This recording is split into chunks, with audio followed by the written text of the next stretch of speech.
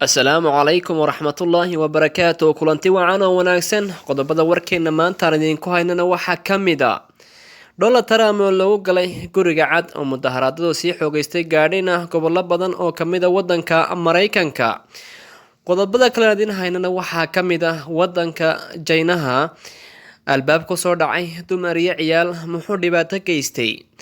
Qodobada kale aan idin haynana waxaa ka mid ah wiil yar oo cadaan ah oo ku indhabeelay rabshadihii ka socday wadanka Mareykanka.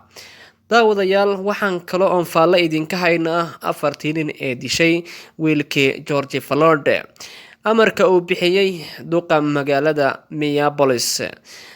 Qodobada kale aan idin haynana waxaa ka mid ah daawadayaal Haftar oo gantaal ku soo riday magaalada Tripoli kaasoo geystay khasaare.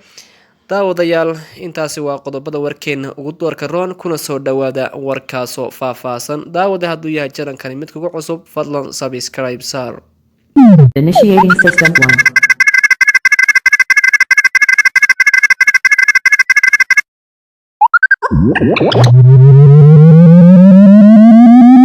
System 1 loaded. Mar kale ku soo dhawow daawade qodobada warkaasoo faahfaahsan. Taariikhdu maanta waa 2020 bisha 6 kowdeeda. Mudaharaado xoogan ayaa ka bilaabmay dilka wiilkii midowga ahaa ee lagu dilay wadanka Mareykanka, gaar ahaan gobolka Minneapolis. Waxaan ogeyn wiil midow ah kaasoo lagu magacaabi jiray George Floyd in lagu dilay gobolka Minneapolis ee wadanka Mareykanka, waxaana dilay 4 wiil oo Mareykan cadaan ah. Sidoo kale waxaa la sheegay 4tii wiil in la eryay oo laga saaray ciidanimadii. Sidoo kale waxaa la sheegay in la doonayo in la maxkamadayo, balse la baarayo weli dembiyada iyo siday u galeen. Mudaharaadadan xoogan ee ka bilaabmay dilka wiilkan Afrikaanka ah ayaa gaadhay aqalka cad. Mudaharaadadu waxay marayaan maalintii 5aad. Mudaharaadadu waxay gaadheen aqalka cad. Mudaharaadadu waxay ku hubaysnaayeen dhalooyin khamriya, kuwaas oo dab ku ridayeen misna ay ku tuurayeen askarta ilaalada madaxtooyada loona yaqaano White House. Waxaa la sheegay inay sidoo kale askarta ilaalada madaxtooyada ay isticmaalayeen gaaska dadka ka ilmeysiya iyo sidoo kale xibadaha caaga ah. Sidoo kale waxaa la sheegay madaxweynihii Mareykanka inuu ka baxsaday isla halkii oo la geeyay meel kale oo ammaan ah isaga iyo qoyskiisa. Sidoo kale mudaharaadayaasha waxaa la sheegay inay gubeen kaniisad u dhow isla meesha madaxtooyada ama White House-ka. Sidoo kale waxaa la sheegay wiil yar oo dhalinyaro kaasoo lagu magacaabi jiray Balin Brave inuu ku indhabeelay isla rabshadaha ka socda wadanka Mareykanka. Aanu u soo noqono iminkii wiilka loo yaqaano Derek kaasoo dilay wiilkan George Floyd.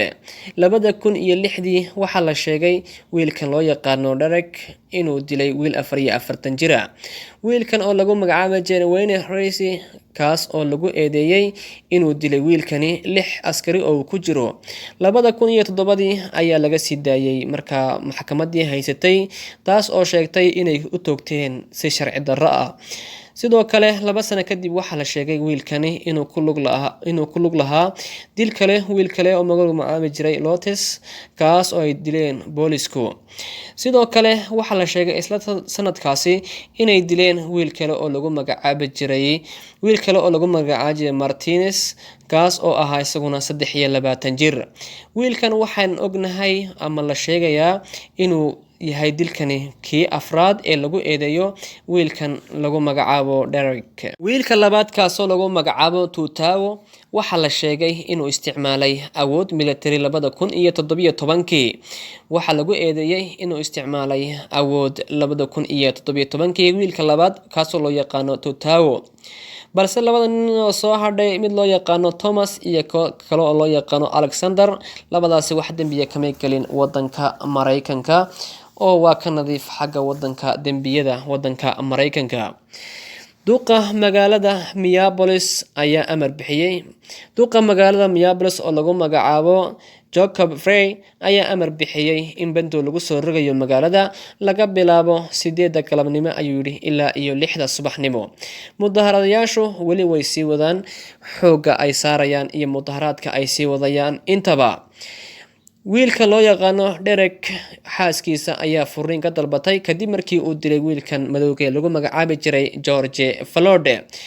gabadhan oo qaaday quruxda wadanka Minnesota ee degmada Minnesota ee wadanka Mareykanka ayaa furiin ka dalbatay misana waxay dooratay meel ammaan oo lagu hayo iyadii ciyaalkeeda.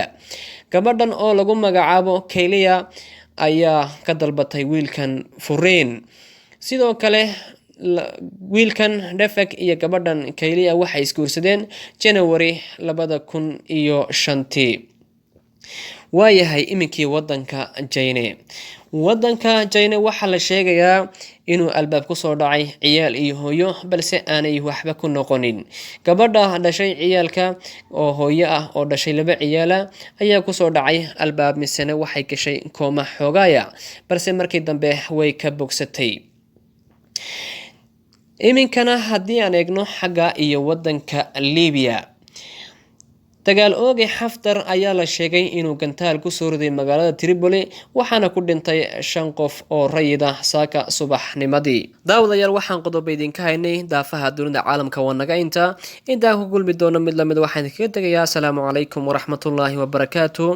daawadayaal waxaan ka cudur daaranayaa waxaan idin ballan qaaday inaan idin soo gelin doono Jimciga Khamiista aqoonta iyo caafimaadka balse waxaan ka cudur daaranayaa inaan waqti u waayay jaamacadda oon diyaariyo fakalka laboratoryga ama shaybaarka loo yaqaano ayaan ka cudur daaranayaa balse waxaan idin ballan qaadayaa inaan idin soo gelin doono wixii ka dambeeya. daawade jidankani hadduu yahay mid kugu cusub fadlan subscribe mahadsanid.